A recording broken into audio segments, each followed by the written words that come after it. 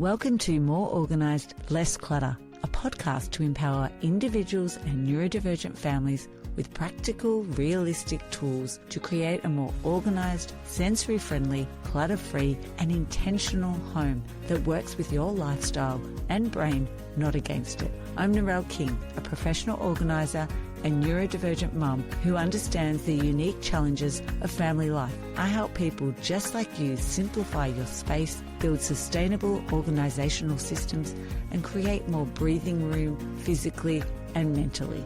Every fortnight, you'll hear solo episodes and guest conversations filled with practical strategies on decluttering, home organisation, routines for neurodivergent families, mindful living, and how to build a home that feels safe, calm and functional. You'll walk away with actionable takeaways you can implement even if you only have 10 minutes to spare.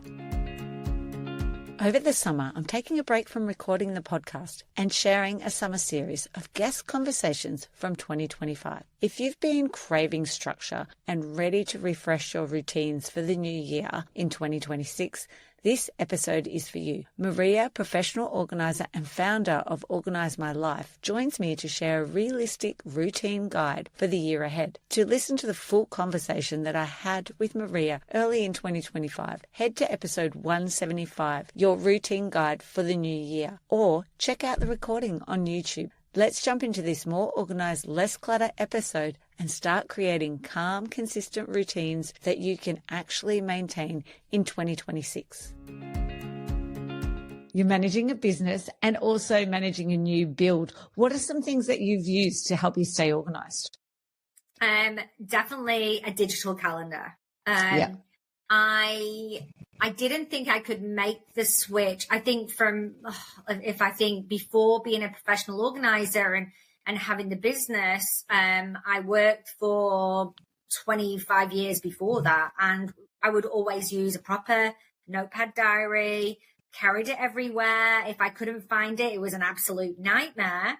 I never thought I could do the switch to digital, but now I can't do without the digital. But I think that's just the way life is now. And so having that has really, really helped me. And I always encourage other people, go digital as quickly as you can. Like, it might seem quite daunting, but if you can do it, there's so many good apps out there. I'm an Apple user. I love the Apple Calendar. You can have a family share on it. There's lots of different things that you can do. And that really helps me stay on top of managing everything. So do you have a separate calendar for business and a separate calendar for family? Because we're a team of 7, we have a separate work calendar because every day we have at least 5 different jobs on.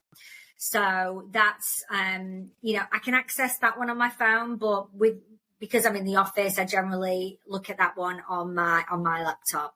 But for home life, I have my own calendar and I have a family calendar as well. Yeah. Because the family calendar is good for, if my partner wants to put something in there, then I know that he's got something on, or vice versa.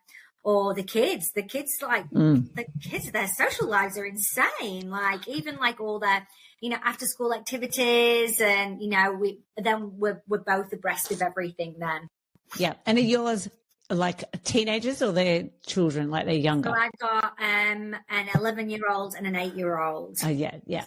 So because I've got a 15 and 13. And so we've just we've done the digital with the 15, but the 13's about to sort of, he's been introduced to it, and it's like he needs to start using it because everyone else in the family just refers to the digital calendar. Now, I know, now I'm saying this, and with you just saying that, the way that we run school life, and which I will continue to do, especially because my kids don't really have like devices for doing things like that. We also have a weekly calendar just on the fridge. Yes, same. It will be Monday. Olivia's got library, or William's got touch football.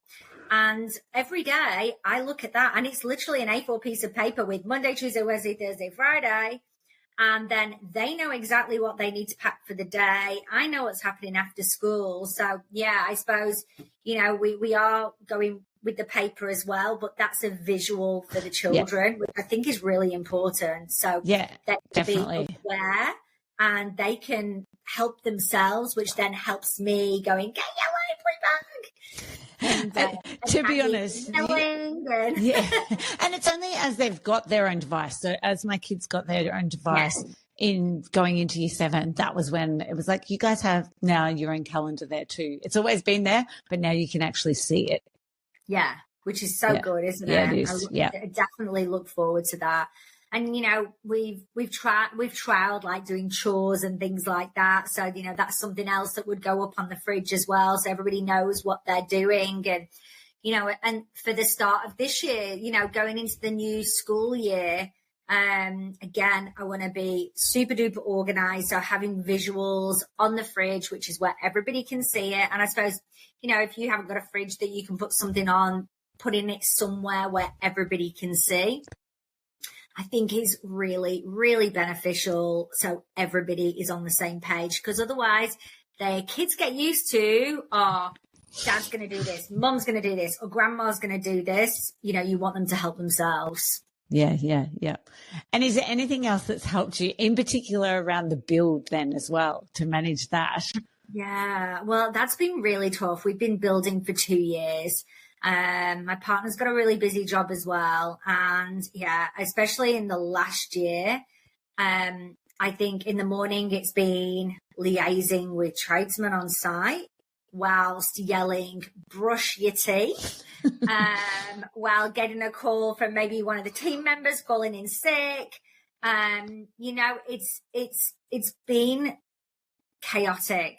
And I think if we weren't organized at home by, having planners, having routines, it definitely would have fallen apart. I'm a true believer of, especially, going back into term 1, kids going to bed at a certain time, because then in the mornings, they're not tired, they're not grumpy. They're getting their own breakfast and they're doing their own things. Which if any of your kids are going to school, then, they're at an age where they can be getting their own breakfast. So if they're not tired in the mornings, they can do more in the mornings, which then allows me to do other things because they're just getting on with it and getting changed.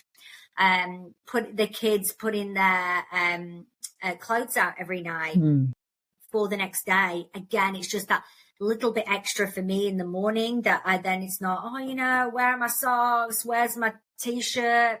And again, that gives me that little bit of time in the morning that I might have to go outside and liaise with the tradesman or send some emails out, or just always thinking about how I can free my time in the morning.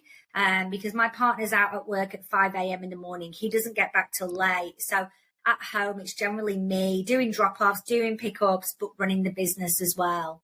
I think having that routine, bedtime, eating dinner together so we can discuss any problems or anything that's going on. It might not be every single night of the week, but there's always someone sitting down with the children to eat. We always eat together. That's a great one. That's a really great point about setting it up at the night before, and in particular that at nighttime discussing, okay, what's the next day, and is there any problems that happened today that we can sort of problem solve before tomorrow.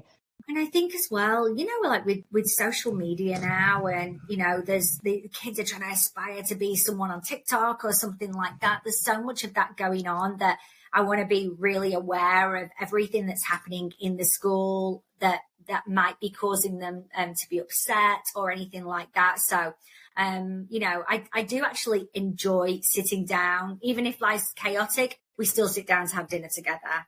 And then we can discuss everything for the next day. And then it might be, right, kids, 5 minutes, let's do a blast of your bedrooms, quickly go around, tidy everything up.